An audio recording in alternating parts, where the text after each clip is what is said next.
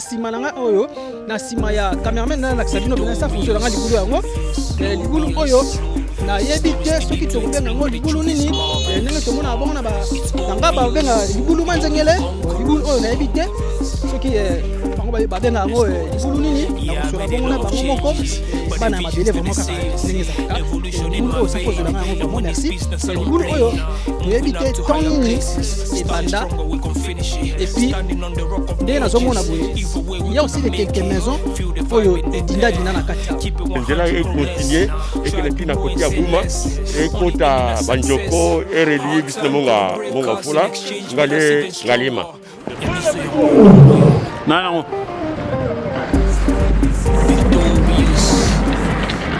Bonsoir mesdames et messieurs, très chers internet, cette chaîne YouTube, il y a ce podcast. En tout cas, un grand merci à vous et de nous voir suivis partout. Et en tout cas, il faut continuer toujours à liker, à partager, à s'abonner et à faire bien ma casse. C'est tout ming vraiment commentaire en abino. En tout cas, ça la biso pena qui to comme casse voilà, les autres qui sont bon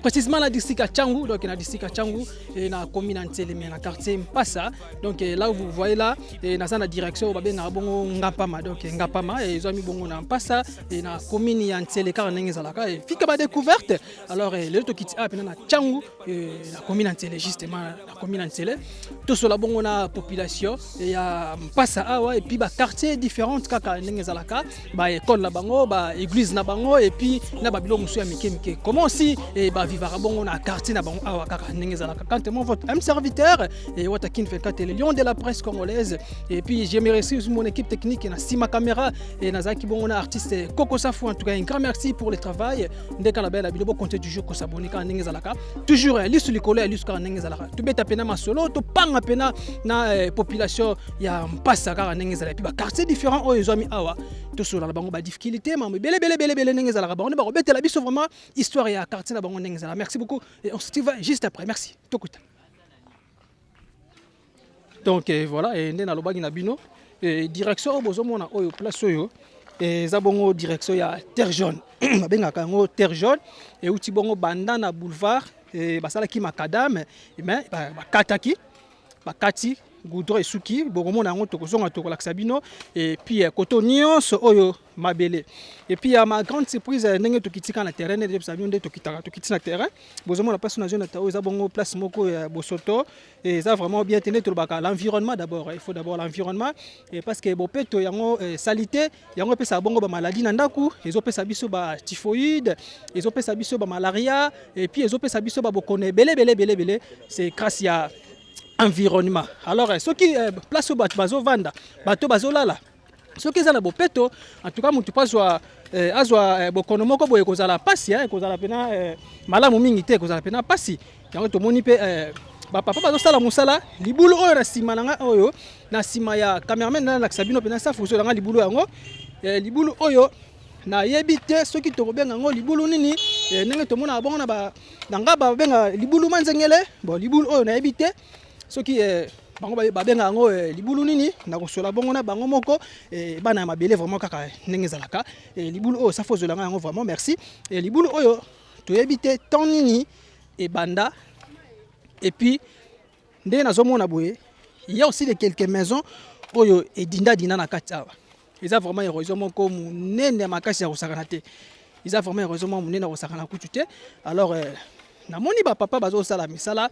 na moni etuluku ya batu bazali vraiment bazo sala ngo je sais pas na ba effort na bango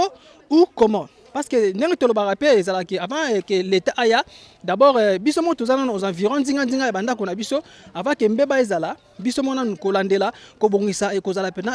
malamu mingi ko sala ngo na ndenge longo bani e kozala pena malamu mingi kaka ndenge ezalaka bino bozo mona e na kosolola na ba papa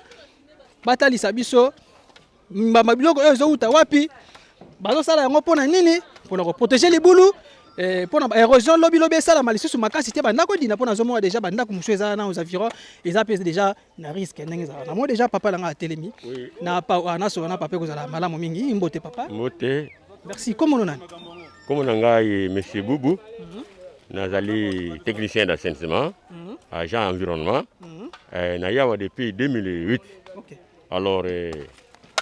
tango ouverture ya nzela oyo le chef de l'État eko lancé nzela terre jaune apesi coup de pioche amonaki na tracteur ndenge esalamaki et puis il fallait que ezalaki projet que nzela econtinue ekende ntina kote ya Buma ekota banjoko erelie biso na monga fula ngale ngalima selon projet et que ligne aéroport mitiko banokota bikota kotate parce qu'il y a beaucoup des accidents même bagri et bagri nzela ezo kosala accident bele ezo bombat d'où projet nzela oyo et provoqué na bâtiment baye côté oyo kozo terrain balobi terrain de 1000 maisons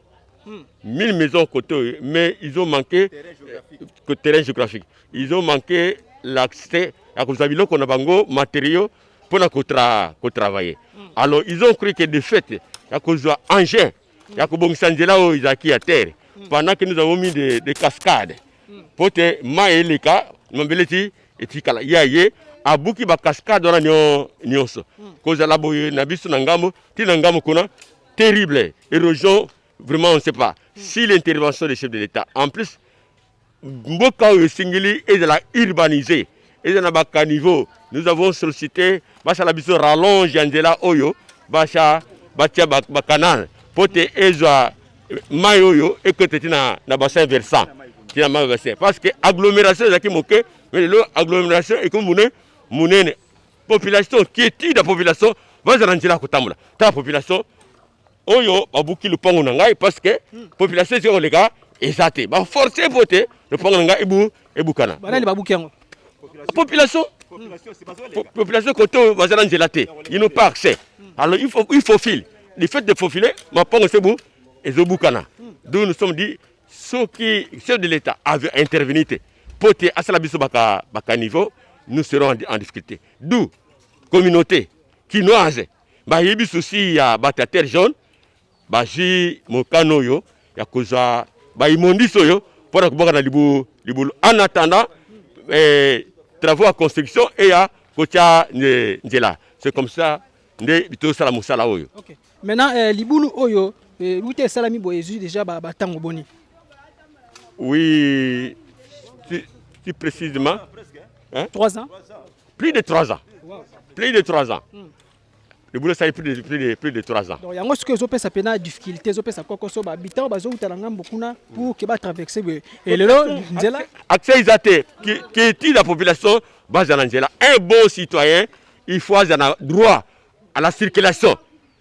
Un citoyen congolais qui n'a pas le droit de circuler vraiment il est en difficulté. Le droit de la population à un habitat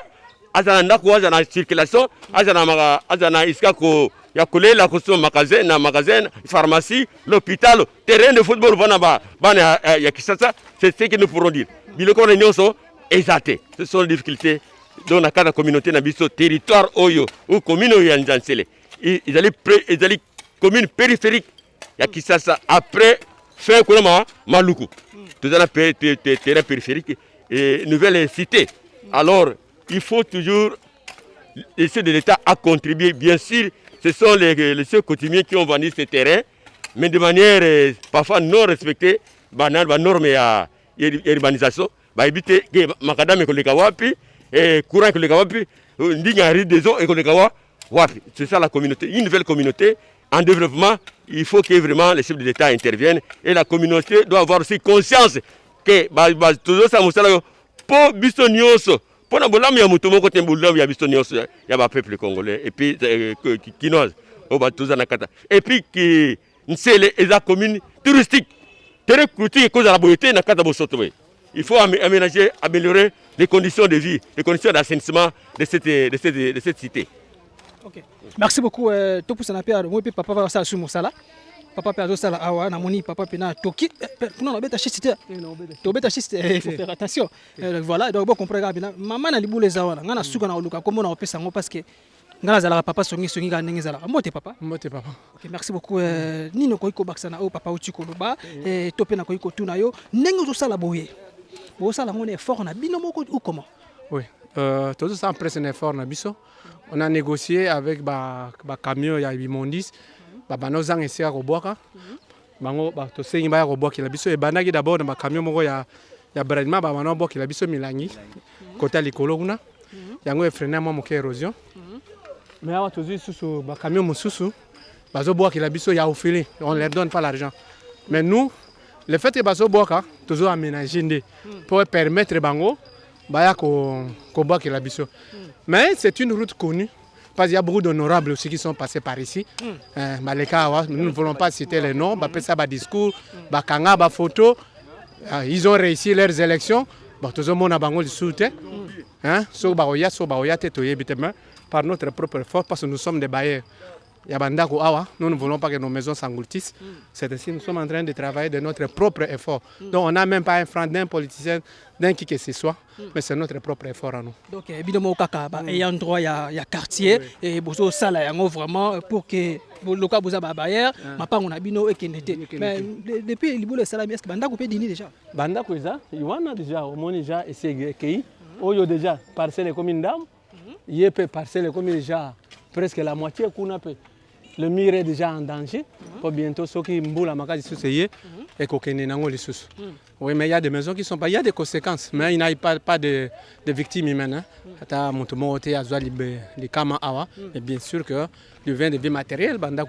cette maison a déjà été en menace. C'est ça, et ça est protégé. En tout cas, tu conseilles à peine Boussalango pena na Lumbango mingi kolande la pena parce que l'État ba idaka été Bossa la biso non d'abord biso mo na nous et ko bongisa parce que tous na mois de mars tous ko na mois d'avril aux akino baba forte lui yaka tala ne bande ko ba moto mo ne bazo bunda ben po ba matawana akoka ko akoka tala nde bazo pousser moto. Nous sommes en plein capital. Dans la ville à Kinshasa, on vit encore des histoires de bâtis éclairés, il y a Kala. Vraiment, si les autorités peuvent aussi nous aider, s'il y avait quelqu'un qui pouvait nous donner même un tracteur, on fait d'une façon manuelle. Ok, merci beaucoup. Surtout mes députés professeurs, botika kozambongo, botika la balibenga na bino, ça ba famille na bino et puis beaucoup mabongo batambongo, botika babiloko wana tango ye okiti na quartier moko boyobi ke non, naza na besoin ba voir na bino. Alors, faut que vous la paix reconnaissant ko ya comment ya kozonga ko bongse vous appena bien tala ba papa na moya makasi boye. Fallait pas qu'il y ait misala mais lelo bakangami bazala bandako bazo sala bongo misala pour que bandako na bango lobi bazanga place ko vanda te lobi ba kene ko tia bango soki wapi te ko ma pe pas ndako soki ko yi kota de kuma koto kota boye ba ko ressuré te en tout cas vous allez passer boya zonga locataire ya moni bango moko na mystique furumi bazo landela ngo malembe ezonga kaka impact na idéologie ndenge za bana mais bala la pena kitoko to zomona bana bazala kata bandako bala bakata ndako soki ndeko safa ko zolanga oh déjà na mona quoi oyo c'est déjà risquant. Là, si jeune frère la biso a télémi wana, c'est déjà un risque. Ce qui me voulait betika makasi pas et que ça la peine pas si bana. Ce moula, on est obligé aux Alibana pour faire l'évolution. Est-ce que l'érosion est liée à côté ni pour éviter les dangers. Et on a au lieu là la pongi, on commence à surveiller ce moula, les bandes vraiment qui fassent de mieux. Balo que la biso moi. Donc là ba bana déjà terre jaune. Parce que on a katikati. S'il y a lieu, bah continuer. Soit même dans Ngambo, mais parce qu'il y a une grande population dans côté Ngambo, mais qui sortent toujours par quartier. Il y a un côté, Nini, il y a un quartier Nikoto. Charleville, oui. Charleville. Oui. Ben, je pouvais m'ajouter. Il y a aussi Maman Nyakero qui une fois arrivé ici, à Komape, Awa, à Katsape Ngam. Les à côté, il y a un peu sanitaire. À Bossanangote, à Yemo, à Siakoma, le chef de l'État, à Koma Tina Souga, il y a Souga na Prince Kuna, à Yaga Kotote. C'est une route qui est connue et par le chef de l'État et par son épouse. Ils connaissent la situation. Okay. Merci beaucoup, papa. Bon, côté l'Otili et puis Maya Komela. Courant, au départ, il y avait un bon courant, mais peut-être avec la surpopulation. Courant est comme une Kokende, Kozonga, Kokende, Kozonga. Mais on a quand même du courant. L'eau, on utilise l'eau de forage. Régie des eaux côtés. Régie des eaux côtés, on utilise l'eau de forage avec le projet Azurep. À Salango, il y a un bâtiment. Ici, il y a de l'eau aussi à Salango système. Si on net biso lelo na tongo ma ebimite wana to zelango soit na pokwa soit fait ebimibete. On est obligé de prendre l'eau sur l'eau de forage. Si on moule beti wana to sepela to bimili banda na batono na ba réserve to bani ko toka maya mbula. Ne ba quelque part les malheurs bon sepela mvule beta mais ma malheur Donc so mbula beti apesi biso mai. Mais so pas beti abuki balabala. Voilà. Mais on n'a pas le choix. L'eau c'est la vie. Donc il faut d'abord chercher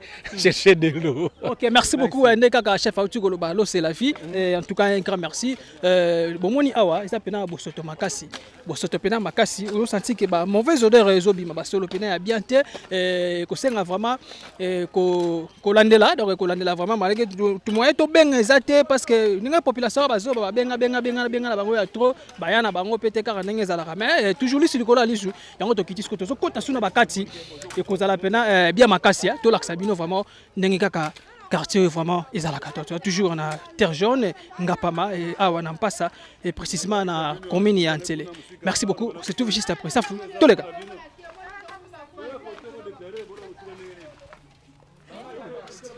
Ouais na moni pe maman na nga zoloba awa maman dira zana méchant au saranate mote maman mote papa comment est maman Thérèse on va vendre quartier nga nazaka na Charleville. Charleville ah uti bena ngambo na naza musika nde naza boy quartier ngo kitoko komo kitoko Charleville c'est que kuna na moni beza une part na idéologie papa la kitoko eza bien mais kanzela nde beba toza isika kotambola tema ezo bebisa tina bandako siko ndenge olongwe kuna na Charleville po bima awa na ngapama awa oye ndenge ni kasi mpona ka transport na inanga makolo esika kokende moto eza te yes donc moto eza te omati bangomba tomati bangomba ebele po esika moto ekomatela eza te nde tozwaka makolo kaka bongo et maintenant soki ezala ekenda ba 19h to 20h molili onga oleka ndenge ni baokanga kaka soki tokebo baokanga na bango mpo nzela ezaka mabe nzela eza mabe kutu na Charleville kuna nzela bakuluna baza ebele batondi donc kuna pena moya okota pena ezalaka te kuna somo toka 5000 6000 francs olongwa awa okoma kuna 5000 ezaka 6000 francs omata okita ezaka 6000 francs mais 6000 yango dépense yango mais ozana oka na quartier na yo kana quartier kaso ebo oke wapi nzela eza mabe transport eza passe nzela ezaka mabe ezaka 6000 francs po oke na to eloko mais soko ozana biloko na ya kilo ka 10000 soko ozana kilo mais soko ozaka pambo 6000 francs. Ok, sikoyo ndenge bomona kibongo libulu oyo liboso koto ya ndako na yo tope koto ya lopango na bino solution no bozwi solution tozaka to bongisi mwa ndao mekasi banda ko ezaka mabe donc soki mvula pene beti bolala raponga bien te ma ezokota nzela ezaka mabe ma ezokota makasi ma ezokota donc ma epele ezokota ndenge ezalaka kino bato misusu bakeno soki mvula ezobeta ponga ezalaka ya kitoko olota ba angelu la mystique fourmi okolota pe ve nanga fanke di mundu nzambe aswaki na Londres wana mais yo kote ozobanga bimbe libanda okolota ndenge mbula ezobeta ma ezokota na ndako tozaka likolo totelemi est-ce que esika nokozwa po olala pongi kutu mbula ya mukolo wana kutu biso totelemi kaka ma ekoti kosi totelemi kaka likolo bokolala wapi ma ezokota kote nzela eza mabe. Ok, merci beaucoup maman. Tout le monde peut maman na biso bazoteka awa nazomona si c'est vivre fait la koyoko sur la pena ba maman bazoteka awa mais environnement ndena loba na bino l'environnement ezalaka malamu mingi to pe bopeto ezalaka bien soki to sala mosala place moko ya salité bosoto yango tindaka ba malade biloko oteka eza awa tant mutatie kit awa avandi azo consommer ba mauvaise odeur wana et puis ça rappelle ba maladie on mona ba tobela ba TBC to benga bongo tuberculose habitation wapi et pour kolia pe comme nango mo kokoso bana tongo mona dameta obenda era dame 12h alors ba solo autant zo kotela ye ezo pesa ba tâche mote mama mote papa comment est maman maman Angèle fandi kotoyo to fandi kotoyo na moni ozali bosa mais sote kaka maison na yango. OK, merci beaucoup maman vivre ndenge nini kotoyo tozo vivre pasi na mawa tozo vivre mai eza te nzela eza te courant eza te c'est que oyo nyonso moto ako vivre nango awa epa na biso eza te transport eza te sikoyo soki neti biso bato tozoteka neti biloko bo ozomemisa biloko oleki na bénéfice wana oyo kozwa ozopartage yango na moto ya moto neti soki ozobima na prince mpo okota na kati awa eza pasi moto ya moto azopesa o facture mbongo pesa 12000 pesa 15000 sikoyo na 15000 soki oteki na par jour na 15000 emonani te eza loko osali mosala ya punda yango tozolela biso bana ya mboko Congo basi babongisela biso banzela soki obimi neti biso toyaka awa mpona mosala me tofandaka awa tofandaka na ngambo wana mpo obima awa mpo okóma na ndako insécurité moya otambola na mbongo eza te ozotambola nao makolo soki ozoleka air tardif bakali oyo bazwi omwa mbongo wana osi oteki sikoyo nzela eza te ozobima awa omati ngomba okóma na ndako soki olingi ozwa moto bayebiso mama apesa 8000 siko 8000 wana depuis tongo na ozwi yango tokopesa moto wa moto ndenge nini okosinye kaka makolo 8000 wana opesa yango outi pe na grand marché okóma kote ofuta 8000 awa kaka mpo okóma kuna na kati donc place oyo toza oyo okóma ntina na quartier wana ngambo kuna ofuta mbongo ebele okende makolo 8000 francs eza mosika mpona nzela vraiment moto eza te bazokota na mapango ya bato na ntango bazokota na mapango ya bato bakolo mapango so baboyi na ntango ya kolinga aswanaka na bakolo mapango mpo azwa nzela ifo asengaka ebele yango mpasi na biso yango wana nzela eza te courant eza te toza na courant ya perpue na courant ya perpue wana eza lisu perpue te eza courant ezoya mokolo elingi ezokende mokolo elingi nzela kutu koloba te mai kutu tomona yango te tozomela mai ya mabulu côté Régie des eaux vraiment bosana Régie des eaux kutu toyebi ata kote eza eza te tozomela mai basource na mwa ndambo bato asali baforage esili donc kote mpe na mai ya basuccès mpe eza na impact na idéologie kote makasi soki yango te tovivre te bongo ata lokola mpe courant ezala pe te mwa mai ya pio mpe banini ya basuccès ya bosala uta wapi mai ya pio outa mpe soki courant ezali nde moto akozwa mai ya pio mais courant eza te mai ya pio ozwa ndenge nini moi makasi boye toza déjà 12 heures apena mitema ezoswame eloko ya pio eza te eza te soki oye kotoyo soki okozwa mai ya pio te nde eza wana ezaka mai ya libulu en plus mai yango eza ngai mungwa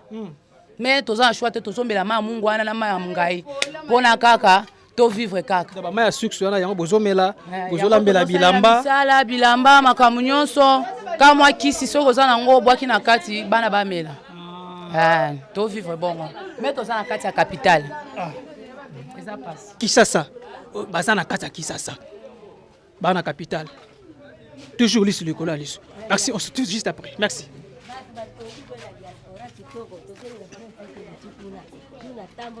ouais quand peut mère pe azopesa pe moi liloba quand peut mère pe pesa liloba mbote mama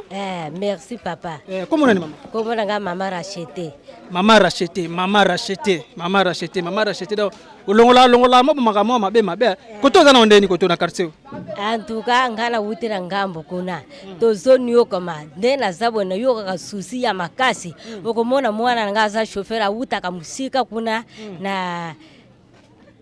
awuta kuna kote ya victoire siko umona siko comme koto na butu ndenga sala kama sa chauffeur moya ko transport ezate umona bato ya mabeba azo kale na nzela ukomona 2 jours avant na ndaku tozoni yo kama nini ezo pesa passe eza kaka nzela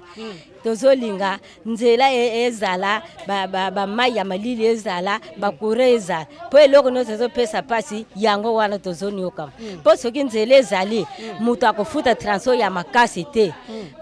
et puis pe misala pe ezala po bana batangi pe mingi bazovanda na ndaku misala ezate tozolinga papa ndenge to voter ba compagnie ya bien ezala ba mama pe to tekaka bien eloko eza tina yango wana tato komoko nyo kama base na mutu elongwaka te eloko tozonio kama penza tozana posa tobonga papa bongsela biso mwa misala ezala ya bien tosalaka eloko tozango posa yango wana papa. OK, merci beaucoup en tout cas cette érosion ezopesa pena pasima parce que pasima kasi ezopesa pena kokoso donc vers route terre jaune yebani awa na ville professeur Kinshasa na commune Ntele donc na commune Ntele précisément na commune Mpasa pardon na quartier Mpasa quartier na mike bangampama ka ndenge zala direction oyo vraiment pasi makasi vraiment route terre jaune yango oyo bandi bongo na boulevard Lumumba et puis fallait ndenge kota na kati bongo terre jaune yango oyo fallait continuer ti na ngambu réseau ils ont pesa bena pasi ba difficulté alors bazo pesa ne ba tu koloba kolongo kaka awa place on a telemi ko kene bongo na quartier wana ya sikawana 8000 francs total à peine nous conjoncture ya mboka na biso ndenge tozotambola alors 8000 francs là ça déjà c'est beaucoup 8000 francs na mutako kotika na ndaku bana balipe mo eloko mo esali pe bien mais dépenser en transport aller retour c'est 16000 francs c'est pas normal. Donc c'est pas normal quand on a alisu likolo alisu toujours to kiti to kota kota sur place mususu to la sabino quartier au vraiment passa mobimba nango ndambu nango et vous appelez malango. Merci beaucoup. Oyo zabiso na biso suka ya makambo eleke bandeli mesiko yo ndetango na biso lelo eza lelo don't have to wait till tomorrow poto kende liboso tia kondima likolo na nyoso po mosika to wuti nini te to moni na nyoso to sali mekondi mekuli forever grateful. OK, voilà, tout ça siko na deka to balabino donc toujours ali sur likolo ya lisu et tout ça siko na aérienne no so la pena ndeko na ngai na so ndeko na nga awa ndeko mbote papa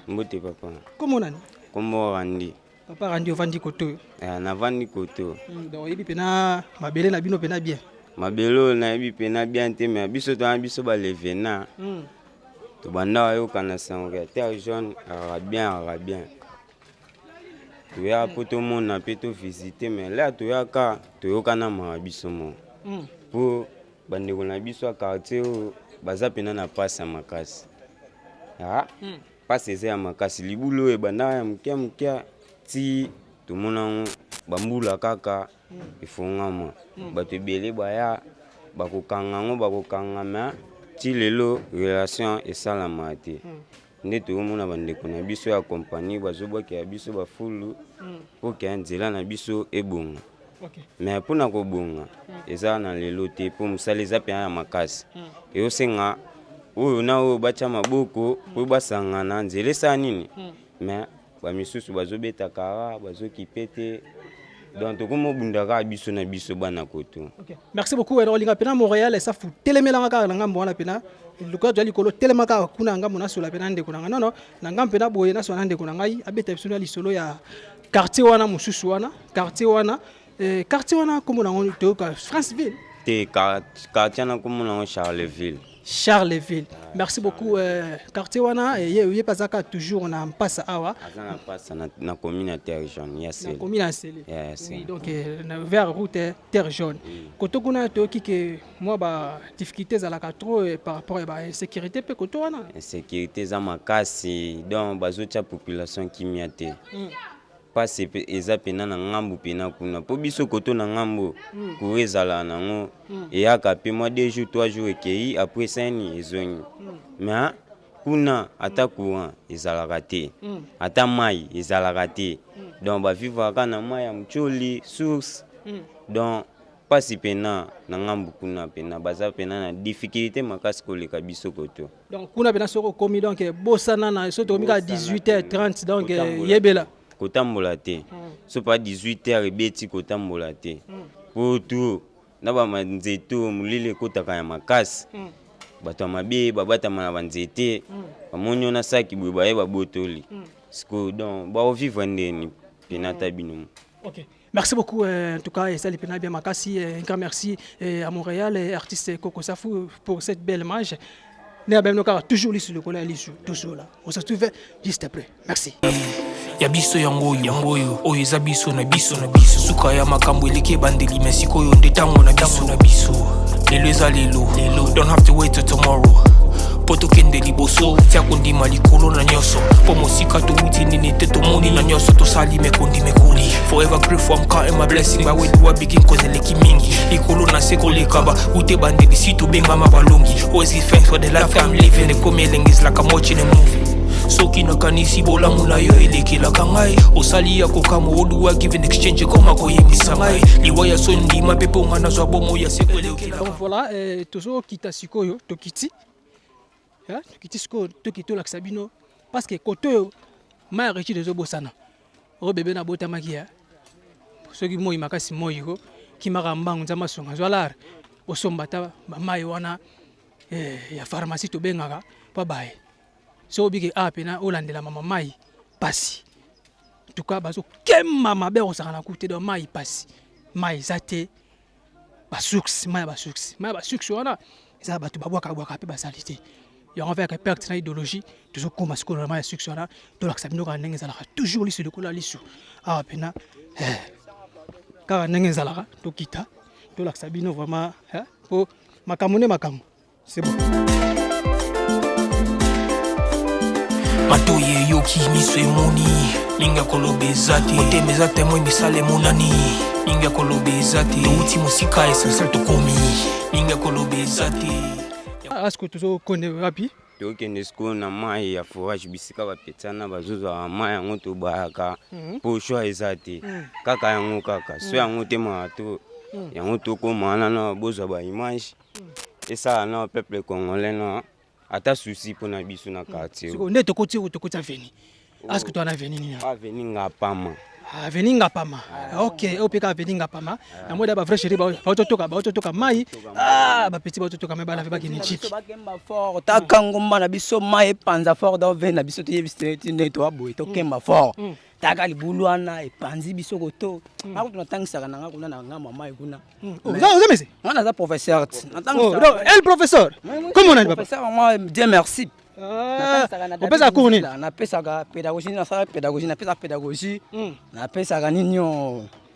éducation à la vie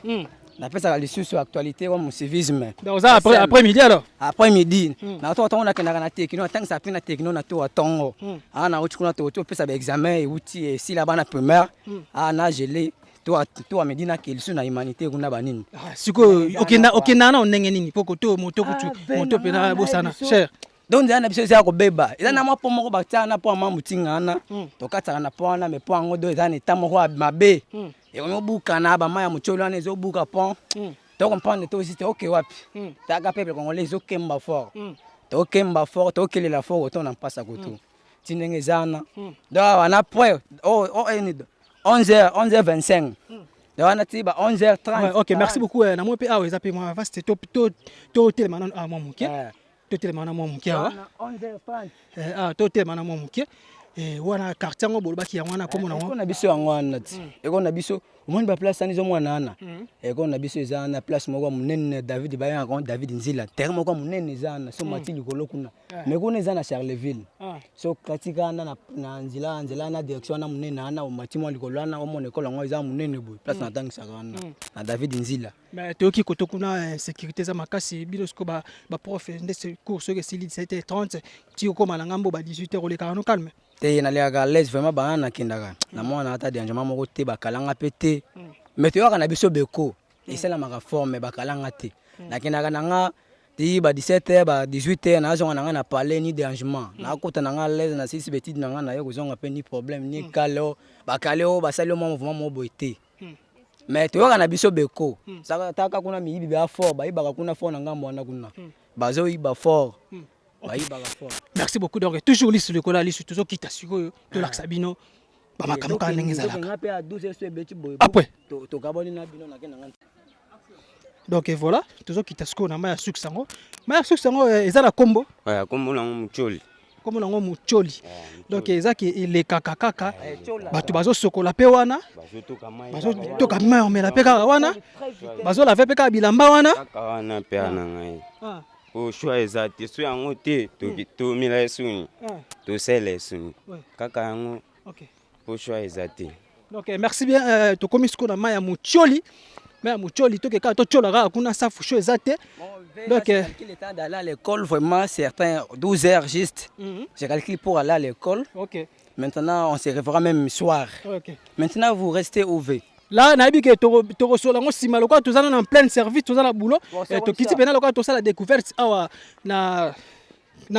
mpasa et car ndenge za la nabi que lokwa za prof que tant que ça ba petit bazala bien mais ba courage nabi que oza mabele na bino d'abord lokwa be rejoindre salami ce que yepi liboso école faut que bandeni déjà kolandela ngo avant l'état ya pour to benga ndebo benga bele ba yakati alors il faut d'abord bino mo wana ba kolo mabele bino mo wana ba kolo certain bolandela on a avec indusa na mystique fourmi pour bolandela on pena bien botie ba saki ko protéger école et puis ko protéger pe environnement siko bovandi et vous appena bien ba salité pe ko longola et vous appena malam mingi na bi que à la prochaine to resola merci to komi siko la maya mucholi to so la maya mucholi to ko na maya mucholi donc to la Sabino ndenge nini population ya mpasa awa bazo souffrir na eloko ba bengi mai ya komela. Régie des eaux, il n'y en a pas. Régie des eaux, Ezati. Régie des eaux, Ezati. Donc en tout cas, bato pena ezosala pena bien te eza pena bien te alors faut que bongisa eza pena malamu mingi merci tokomi sikola maya mucholi tosola on se trouve chez ça merci oyo eza biso na biso suka ya makambo eleki ebandeli mais sikoyo nde ntango na biso lelo eza lelo. donc voilà nde alobi na bino kaka vraiment na mpasa baza na difficulté ya maya kosakana te babe na difficulté ya maya kosakana te courant neti mais mai pena misiki basala kaka ba forage ya kolave kutu bino mo moni ba petine bazo nanger kuna kaka ndenge zalaka mais to mo pe forage mona sima na biso papa ko expliquer biso awa forage oyo izaka yango edara bino pena koto forage o maman azali chef du quartier yene mutu asala forage oyo esungama bato mais comme koto tozana difficulté makasi ya courant ce courant était obligé il faut acha monteur donc monteur wana sombi carburant na ye ache monteur esalini emati mai so emati mai botoki mai wana pe musupe esila rapé c'est botoki mai pour réservoir au moni eza sur 2000 litres ache wana mais la population ko c'est belé c'est botoki pe esili donc parce que on mai pe ezate donc comme okemba mai ndako yati bana kotoka yango ezalaka payant to ofele sombaka bidon 25 litres 200 francs mais le quoi anga na wana 10 bidons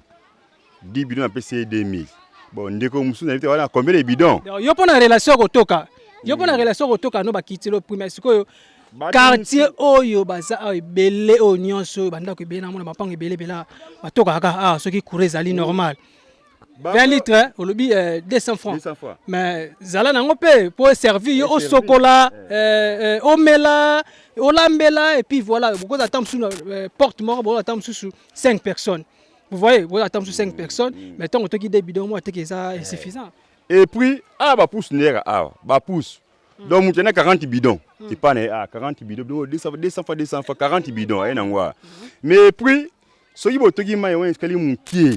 Il m'a habité où escalier au pont ngamoko. Donc moi bozo ango ezate, escalier pona yemoko, ni ma pona yemoko. Donc moi bozo ango, il y a des passes kaza mutu. Ils pas na yemoko. Donc tout ça m'a difficulté à mai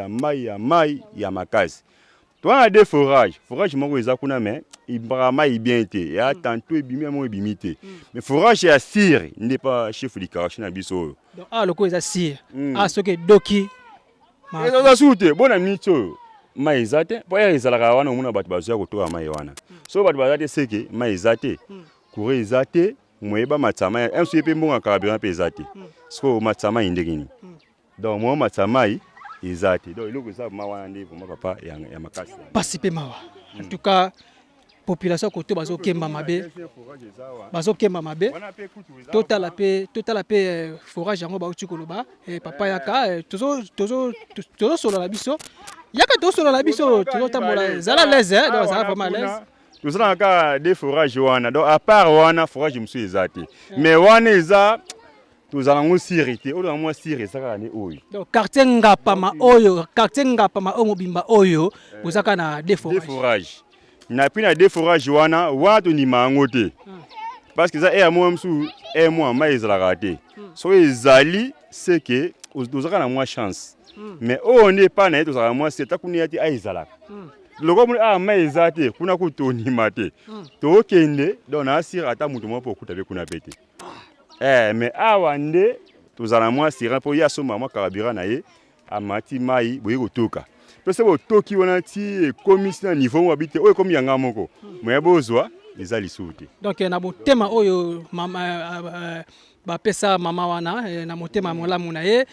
yango asala keno a aider bongo population oyo azana ngo koto tale tuluku donc population baza pena koto parce que mpasa eza munene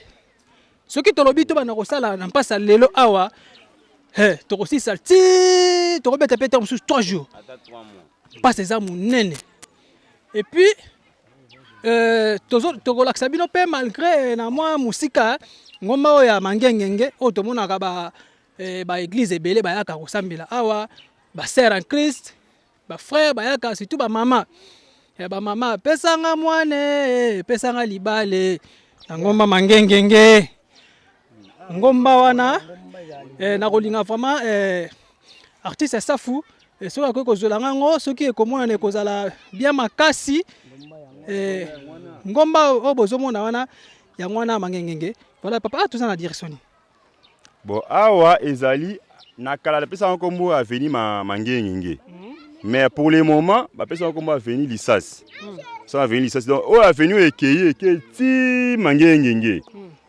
donc kuna ko basali pona mamutinga sali mwa pomo kuna sauf que libulu les okase moyen mitukele kaboye ezate donc avant libulu e sala boye ezala ke o mona mituke ezole kaboye ti ekene ti avant ngomba ekiti bata ngomba ba matiti na ngomba wana mais depuis libulu esali moyen mituka e ya boye ezali soute à l'époque ce qu'on est bozaka la tartine na bino parce que yoza doyen koto nde bozala ngapa ma ba mituka pe na ole kaboye oui moni passe par baba mu oyo tala zwango caméra bah ils le pont na biso ezaki restaurant à l'époque restaurant donc awa tout ezaki ba ferme donc ezaki ba ferme pour les restaurants donc ba patron bazwande ko lia wana ba ogeki ba ngomba donc ngana yebi ke awa tout ezaki boy lokola tina suka kuna na yeba à l'époque ba fait mais comme le lombo ke tondi comme ba panguti ba kutimi ba teki mabe na bango ba kutimi ba teki donc yango moni ko ba bateki mboke tondi po o tu ba yeyo ba kutine biso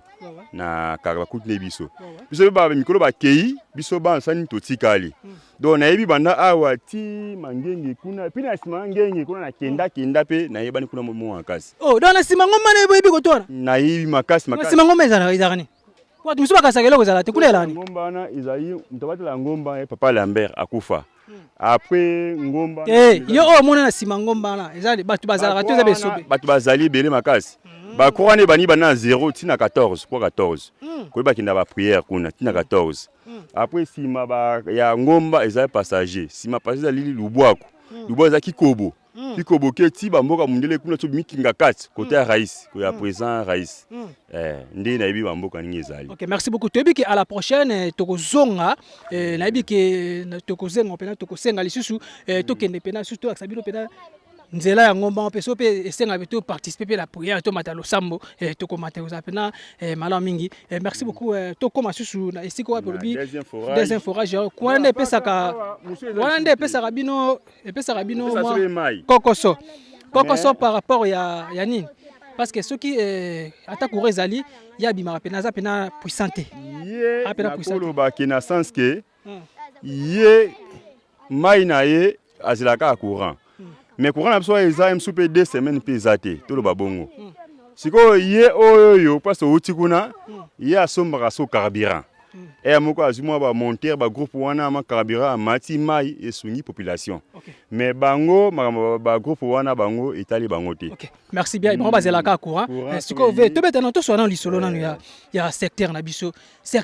ndenge zala kino mo apeta msuba ba 16h 17h pe ba ya pe ba ko la mukape pardon ba ya pe ba ko bavandi balave babeti pena mwa teni pe ndenge ezalaka secteur na biso badisasi ezala na ndeni beti biso na lisolo na aveni lisasi kotoyo comme moni quartier oyo toza pembeni na kanseta donc la plupart baza rapport mingi misu baza ce sont les militaires bango bauti bakanseta bayoso rapport mo awa donc awa kote ben ya kuluna mpo na ngai neti aveni oyo na onimali mpo toza bacapitaine bamajor bacolonel baza rapport nga nzinga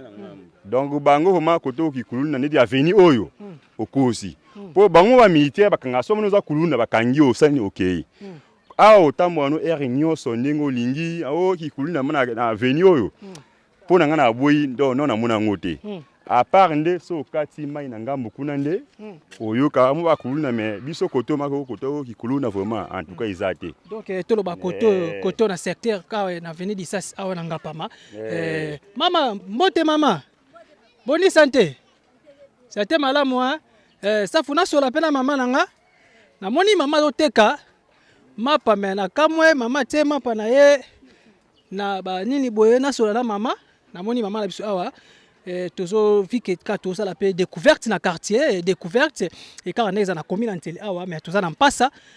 to sola mama na biso mbote mama mbote papa komo nani mama komo na mbuku mayumbo mama mbuku vandi koto to vandi kaka wana ndako peka yango pemene. OK, merci mama bonde tout monde ti ba mapa ndenge otiango boye bank sa bato te otiana nzete te na tiaka na nzete te mesa yango bana bakoko bazobongisela ngai. Ok, donc mesa ezimwa kokoso bamasa bazobongisa yango otie na yo. Lobi. Mbula ebebaki mpo na mbula. Ok, merci mama. Na bandi ke awa pena eza mabele oyo koleli oboteli bano bakoko oza bavenante. Toiwuti kikwiti. Ok, mais oromeli mpe awa na secteur. Awa tosali mbula moko. Ok, merci bien. Difficulté nini oyo moni awa na ndenge outi kikwiti na ndenge oyo awa na quartier awa Ngapama na avenue Disasi difficulté ni ozomona koto. Nga banda na ye na moni eloko moko ya pasi te ka nzela kaka. Eloko ezotungisa biso ezaka nzela. Po lungwa obima na prince eza pasi nete biso tokomi ba mikolo tala kaka. Mais na moni eloko moko ya pasi te. Donc maman na biso to comprendre. Ok. Ok. Eza bien. Pas kaka nzela ka nimte sala bino pasi.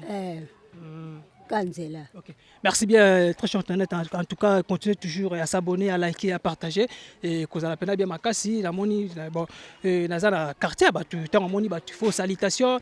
faux kosolo là, et puis voilà, ils ont rappelé malin mingi. Donc, kotoyo, awa, na quartier Ngapama, et en tout cas, baza na pas si courant na mai. Difficulté, bazo mais la mai, ba forage, tout le monde ba petite, bazo laver. Bazo laver na mai wana kwa sakutu okeno piscine bazo longo wana souci ya piscine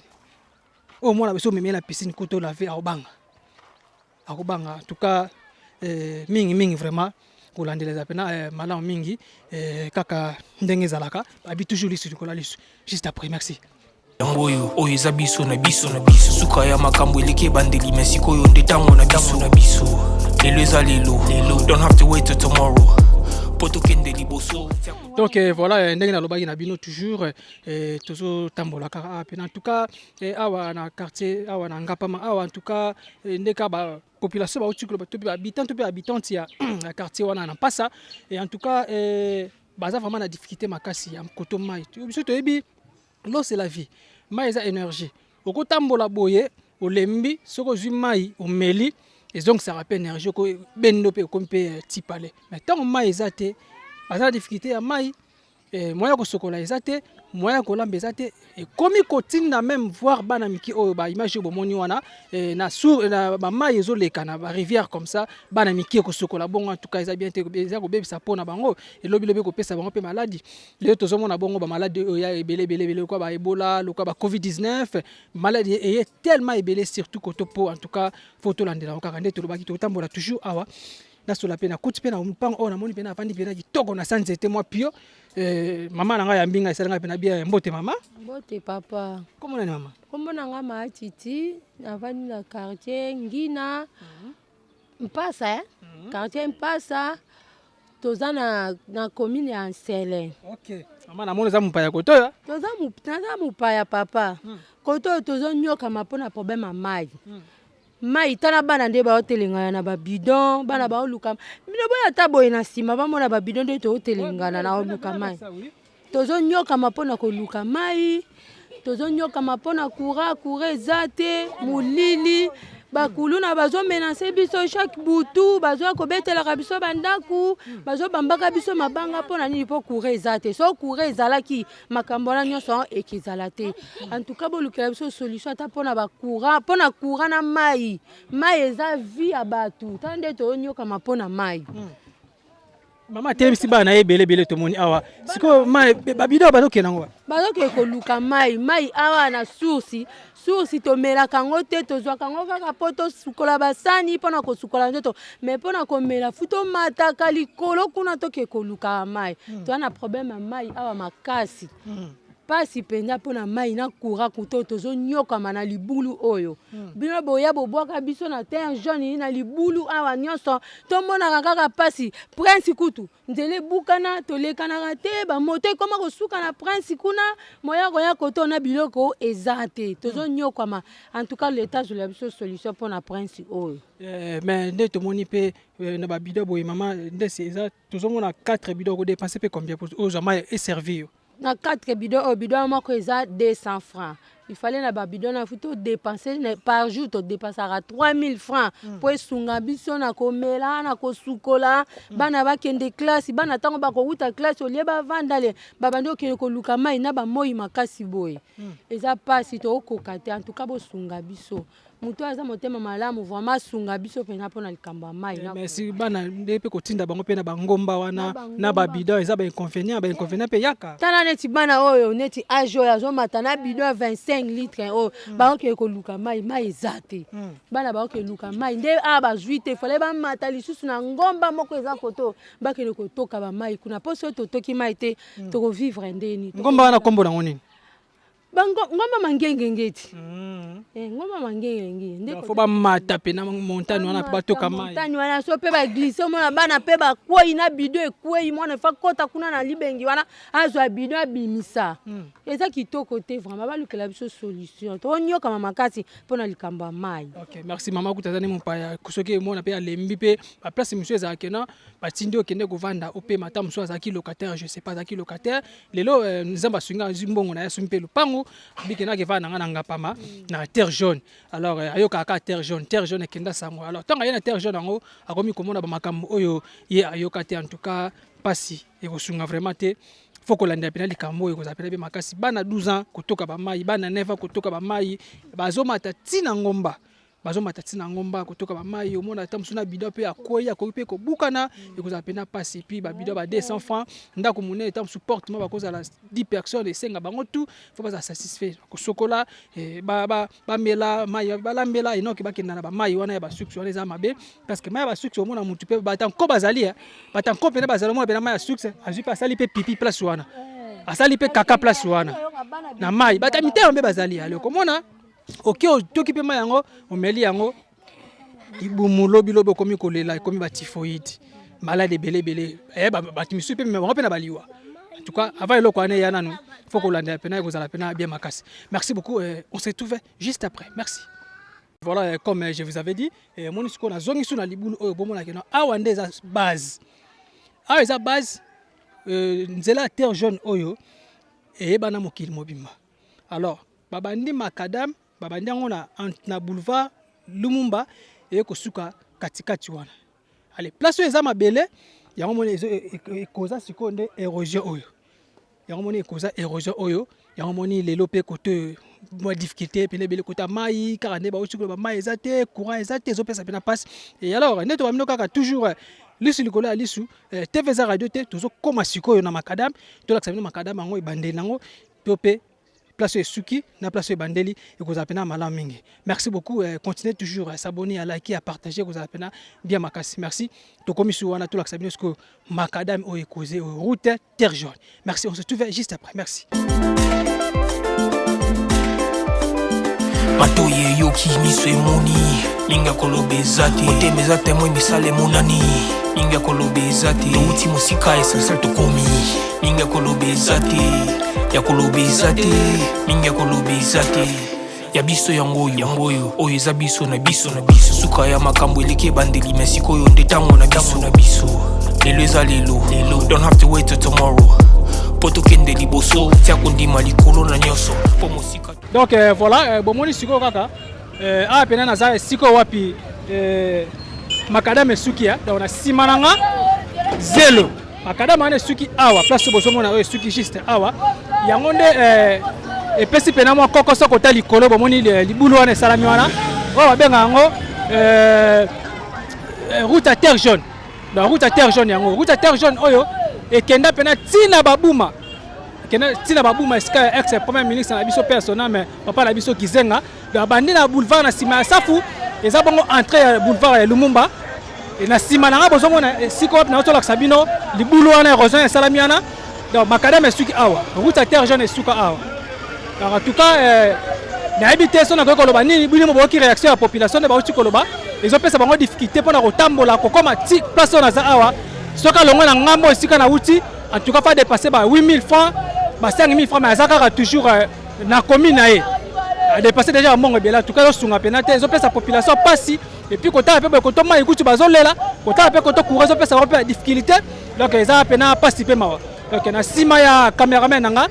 na eza bongo entrée nango abandi na boulevard Lumumba ti a koti boye eko suka place on a sali donc route on a za benga yango terre jaune. Donc merci beaucoup. Nabi que bozaki ebele ya ko landa biso vraiment na mokolo ya lelo en tout cas c'est pena grand merci ka ndenge za la na bana biloko toujours bon continuer toujours à partager, toujours à liker et que ça la bien makasi surtout ba commentaire no mingi et ça la biso pena bien donc je remercie mon équipe technique donc si ma caméra là qui toujours un artiste Coco Safou et quand moi votre humble serviteur Watakin 24 le lion de la presse congolaise en tout cas et ça li pena merci makasi na ba commentaire na bino na ba j'aime na bino OK tina cloche à notification au monde bongo partout zali ba émission ba ndoko komela yo quand moi la repère pena moto belé pa les trier d'enfer donc les trier d'enfer un grand merci à vous pourquoi pas aussi na bato pena bazo soutenir Watakin 24 lokola mon vieux Frank Dimundu donc Nzambe Swag na London City mon vieux Frank Dimundu en tout cas un grand merci à vous et pourquoi pas saluer et donc notre maman maman na biso mère boss maman Laura Chou maman Yabane Belé, un grand merci à vous. Sans oublier aussi à mon vieux Charlie Wayungu, ya maman Coco Machatima 001 depuis Canada, héros de l'ombre, mon vieux Charlie Wayungu. Et pourquoi pas saluer papa Simon Foka, Stati à Paris, depuis France, car maman Cécile,